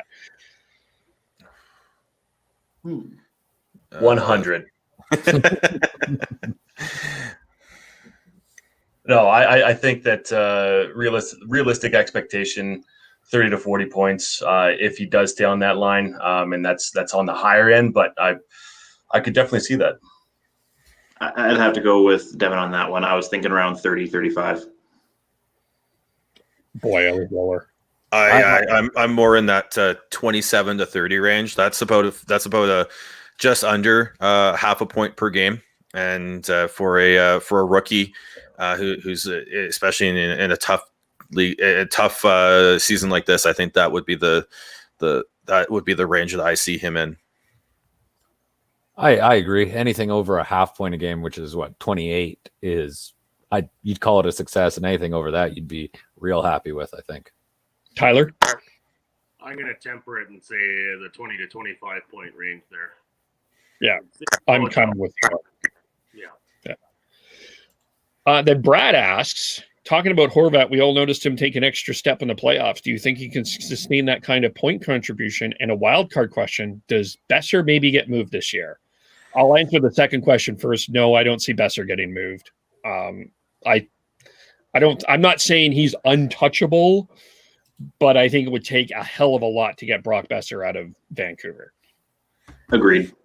Yeah, it would have to be a game-changing player who changes what the Canucks look like to get Besser out. And in terms of Horvat, I don't see him keeping up that point production, because he was producing at quite the rate in the playoffs, especially in the St. Louis series. But I do think being his second season as captain, he's figured out how to shoulder that load. I think he will take a half step forward from what he did in the regular season last year. I'd have to agree with that, and I would almost say if Horvat can do that consistently in the playoffs and be our Justin Williams, I would be ecstatic. Justin Williams. Tyler? That would be quite something if it could be a Justin Williams. I think for Bo, just like anybody else, the playoff experience there was a bit of a confidence boost. And Bo knows he can do some pretty impressive stuff on the big stage. So sure hope he takes a step forward. We wouldn't want to see it flatline at this point. I think he might be one of those players who has one of those random point per game seasons somewhere in the middle of his career where everything just clicks for him for a year. I don't know that he has that many more gears to give on a consistent basis, but like Chris was saying, if he can be that guy who always steps it up when someone needs to step it up, that's a pretty darn good thing to have in a captain. For sure. I think that he definitely, regular season, no, he'll take a bit of a step back. But relying on him in the key situations, and like if a game's close, don't be surprised if you see him up there pushing the boys and, come on my back, follow me kind of thing, right? And I think that he definitely has those traits as a captain. He showed that last year. But as far as regular season, no. But playoffs, watch out for him. Just to add to that, I sort of see Horvat being like a guy that could just scores like he did in the playoffs last year, like key goals at key times. But my question to that is, what do you see from Pettersson this year? More of the same from Petey, just driving play, being able to be the basically the number one center for Vancouver and being the center of the offense. That the Canucks are going to be they're going to be relying on him big, but I think he's going to be fine with that. Yeah, I echo that. I mean, he's no Austin Matthews, but I think he's. I know. Honestly, he'll do the exact same thing he's done in years past. He will progressively get better as the season goes on and as in his career, but it's not going to be a massive jump. You won't see him doing anything crazy, but yeah, he'll do more of the same. Tyler? More of the same for me here. I think you might see a bit of a jump from him. I think he's going to eclipse the point per game status this year for the whole season. I think the best case scenario is he finishes third in the division in scoring. I think I don't know that he's going to beat out McDavid or Draisaitl this year, but I think he can be in the running with the Matthews and Marners of the division in an ideal season, and that would have to be considered an enormous success.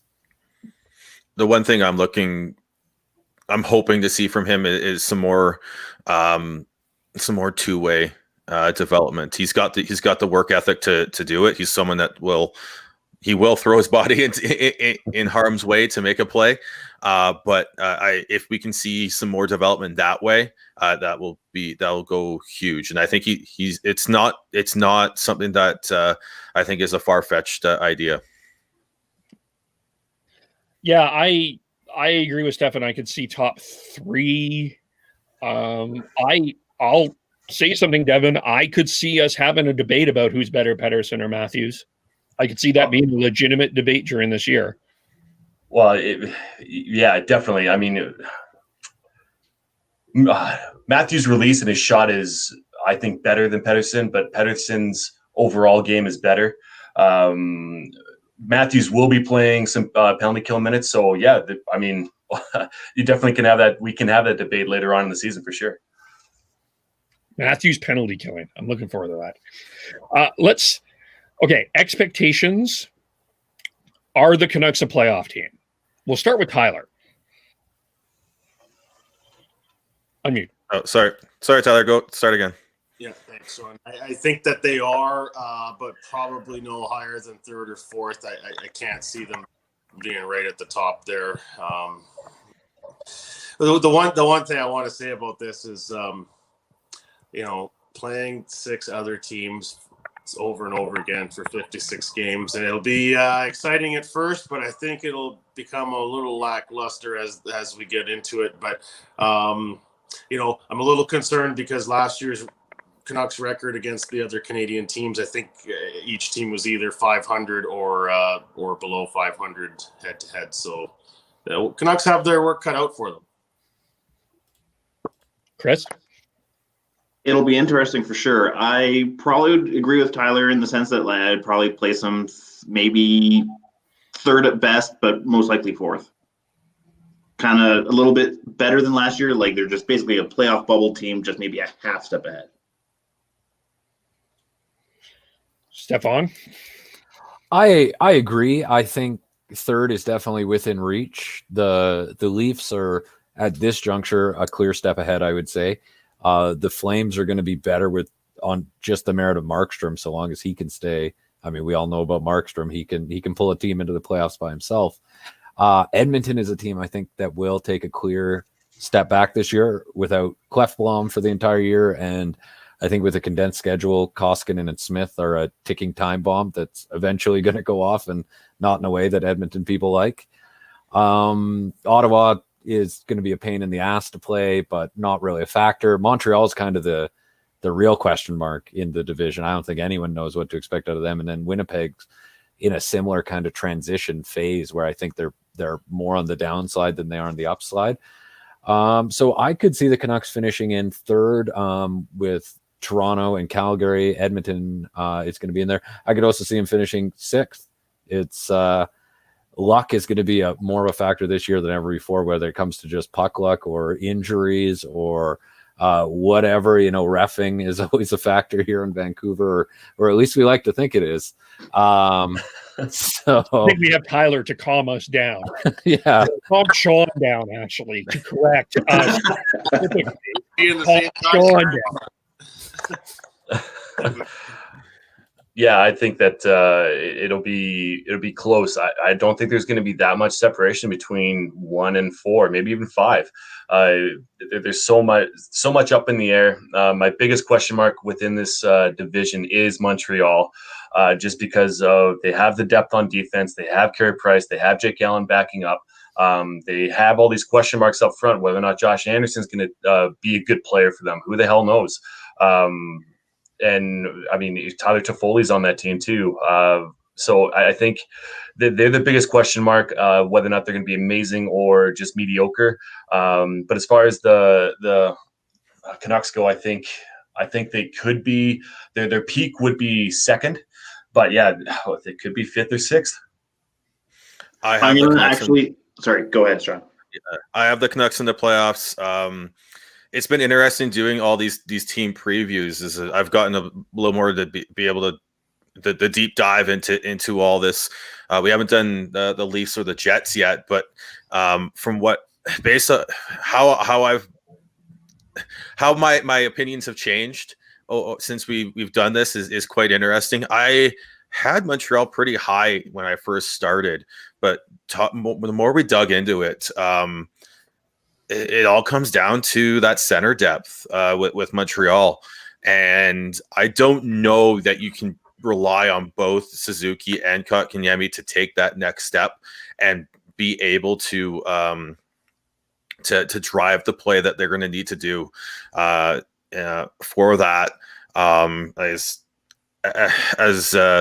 Stefan said, the ticking time bomb that is the Oilers' goaltending, I think, is going to explode in their face, especially when they have a Tyson Barrie who's going to be leaking off offensive opportunities towards them in this season.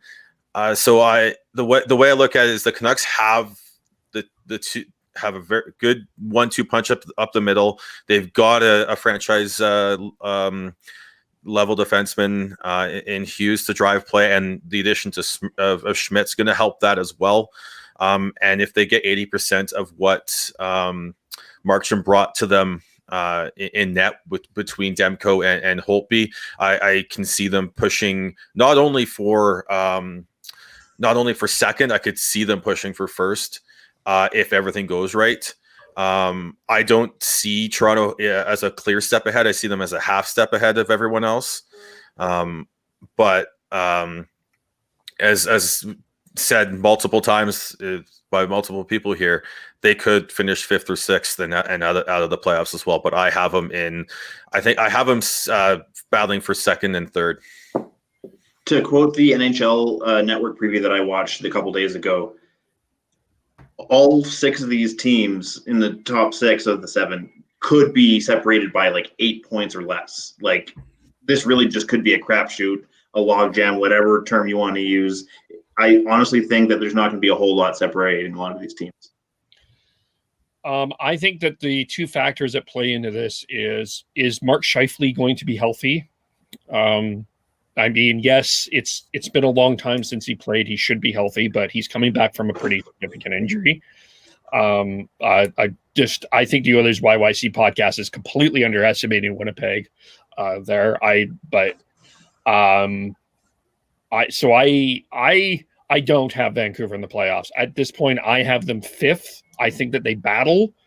But I think that at the end of the day, I think that this year, I will say, I think Mark Scheifele will reveal a lot of who he is. I think that defense that people think is so crappy in Winnipeg is actually criminally underrated. And they've got Connor Hellebuck, who's one of the better goalies. And that I think it's going to be a battle down to the end, but I think I can see Winnipeg and Vancouver battling for that final playoff spot. but I don't have him in yet. Like it is going to depend. I'm sorry, Sean, that I don't have your faith. I also want to just touch on. Sorry, Sean. I just want to touch on Tyler's comment about the schedule and playing the same teams over and over again. The first third, we're going to be exciting. It's going to be fun. Middle third might be a bit lackluster, but the last third, it's going to be a race, right? It's going to be phenomenal. And that's the one thing about the shortened season is that every game does matter, even in the middle third of the season. And then the playoffs is going to be absolutely nuts. Oh, God. It is going to be insane. Like, because one of these teams are going to be in the Final Four and have bragging rights. Yeah. And the other thing with maybe a lackluster middle third, all it's going to take is a Antoine Roussel, a Matthew Tkachuk, a Brady Tkachuk, a Corey Perry, a Zach Kassian to do something. And maybe and you're going to get, I wouldn't be surprised if we get a few line brawls in games 2, games 3. Who knows? Maybe Mike Smith does off the boxing gloves again and finds a partner. Braden Holtby, Smith versus Holtby. Hasn't worked out so well for Holtby in the past, but that was Ray Emery, so that's a special case, I'd say. And as far as Battle of Alberta, I just can't see a goalie fight rematch because Markstrom versus Koskinen, like, you're not going to get 2 Europeans fighting. I just don't see it happening. I can see Rittich fighting. 100%. I was about to say Rittich. He can. He has a temper on him, and he loves to fucking win. He's a battler. So if that does happen with Smith versus Rittich, and there is going to be a fight or a line brawl, I think Rittich would be the one to instigate that because I think that he wanted to be a part of that one against Talbot instead of Talbot last year. Tyler wants to speak. Yeah, I just wanted to comment on the schedule being set up, playing teams 2 or 3 games in a row back to back. That could create some animosity, certainly. So that part could make it quite interesting. I guess quickly, a final question I have. What are you looking forward to? Tyler, from a broadcasting perspective, what are you looking forward to? I have a concern that I hope is going to be fixed by Wednesday. But anyway. Wondering how well the broadcasts will go calling remotely. By the sounds of it, it looks like broadcasters won't be traveling for away games. So that could create some challenges, obviously. We did see with NBC's coverage in the bubble, they did a lot of games remotely, and it seemed to be not too bad. But when you're watching as kind of a neutral fan, you're not paying as close attention as you would as an invested fan. So that'll be still something to keep an eye out for. But other than that, it's a couple of strange start times in the schedule. Winnipeg's got some Saturday night home games at 9:00 local time, playing the late game. There's a Montreal at Vancouver game that's an 8:00 Pacific start. Tough one for Habs fans watching that on a Wednesday night into Thursday morning. But beyond that, let's drop the puck. Finally, once we've gotten into this last few days here, the excitement's building. Yeah, like, I'm not sure if there's anything in particular that I'm necessarily looking forward to. I'm just excited to get back to hockey, man. Stefan? It's all about the North Division for me, or again, sorry, the Scotiabank North Division. This is ideally, knock on wood, never going to happen again, right? I mean, it'll be hard to go back to Pacific afterwards, but ideally we're going to have normal seasons after this one. So this is a once in a lifetime opportunity. Everyone is always going to remember who was Canada's team. When it was just down to the Canadian teams, who really won the division, who made it to the semifinals. Like, that's going to be remembered. Like, you're going to have bragging rights as a fan base for forever, probably after this one. So I'm really excited for that. The trash talk that comes with it, the line brawls, like you were talking about, like, it's going to be intense and it's going to be all Canadian and it feels right. And yeah, I couldn't be more excited. I love that take. I love it. How the bragging rights. I don't think I've never thought about that, about having the best team in Canada. That's phenomenal. Yeah. The Kings of the North. Yeah, exactly. Yeah. Jon Snow. the amount of storylines that are within each team, facing each team, the amount of storylines of that, the entire North Division. There's so many things that I'm excited for. Just having competitive hockey back in our lives. Be able to, I'm a big fantasy guy. I love fantasy. And having, I have 3 different teams I'm doing this year, 3 different leagues, and I cannot wait. I'm going to be consumed by all of it. I'm taking it all in. Doing this podcast every week is going to be phenomenal. As far as the broadcast goes, I'm listening to the Flames inter-squad game, their first one. They had some trouble with the mics. It's not just the Canucks issue. Okay. No. They so what happened there over the radio was they had the mics over top of the players mic'd up a bit higher, and once that horn went off, it crackled everything. So I'm 100% sure they'll figure it out, but there's little technical issues not having fans in the stands for everybody but Edmonton, because Edmonton got to figure that out pretty damn quick with that. So that'd be my only broadcasting concern. But let's fucking drop the puck, boys. Let's go.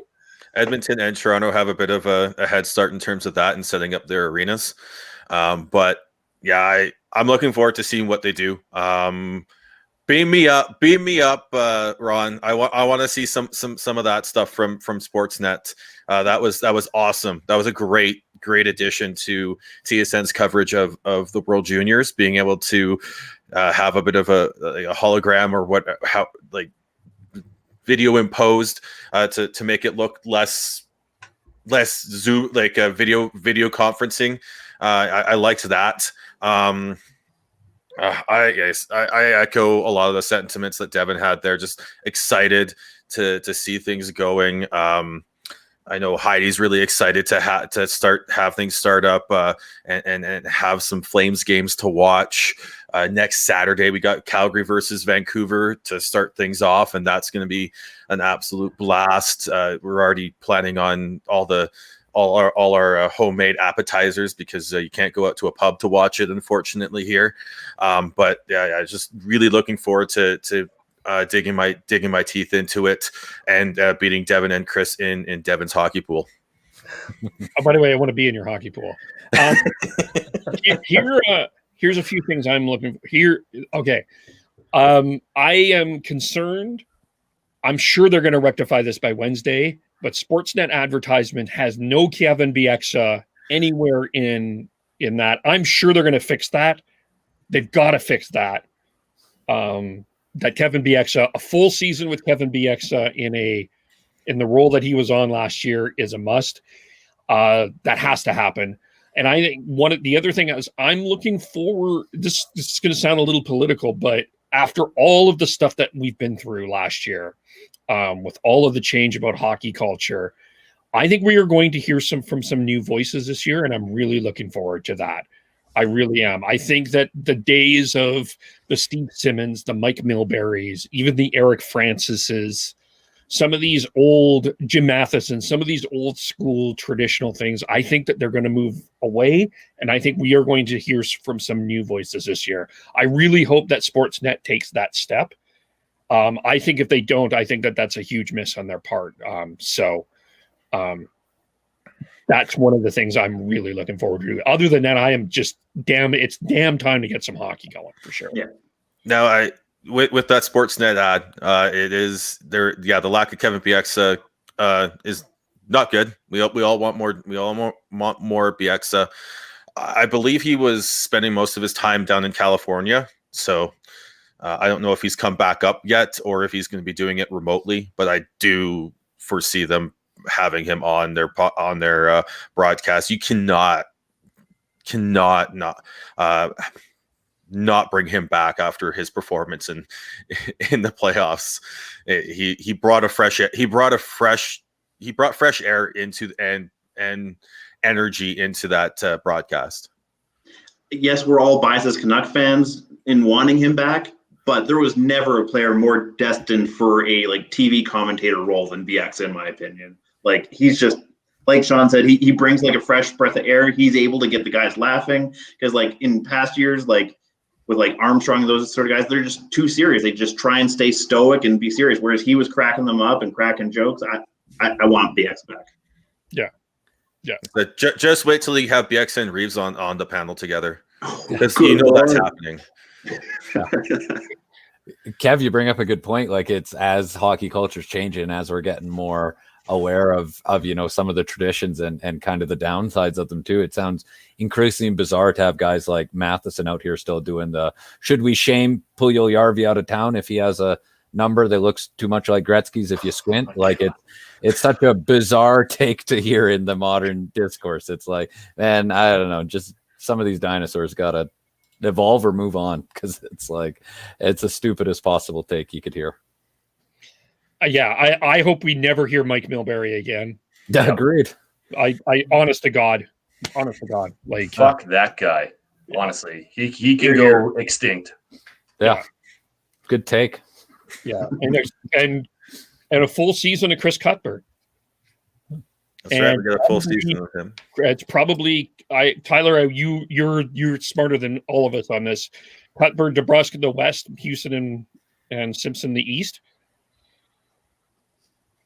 Oh, sorry. We get Tyler going again. We're battling through the technical challenges here. Oh no! Tyler, frozen. Oh, perfect. Hanging on the edge of my seat here. Yeah. We're back. We're back. You're back. Yeah, all of you, just a circle started going. The boxes were there, but no. Reportedly, that was the plan. But of course, with COVID and travel and stuff, who knows? I think we could see Cuthbert doing a lot of the Eastern games this season. But I think generally the plan is going to be Chris and Louis doing that late game on Hockey Night most weeks. All right, we covered a lot.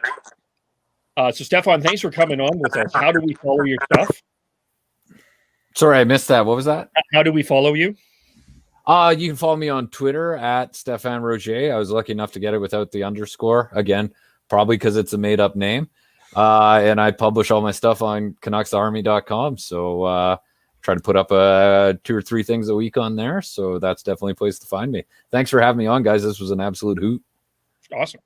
And how do we follow everyone else? I'm excited. I don't have to say as many names. I am Beardy Canucks 03 on Twitter. I'm at T Noble, TNOBLE. I am at Schneid's on most social media. I'm at GordHowe09 on Twitter. And Heidi is Heidi Amazeballs. I am KEVOLE, podcast_hockey, Facebook.com, YouTube.com. Subscribe on those. Subscribe wherever you get your podcasts. Thanks, everyone. And we will talk to you all Tuesday. Graham Oseman, Oilers YYC podcast. We have some things to talk about, Mr. Bad Take. That's all I'm saying. We'll talk to you all soon. Bye for now.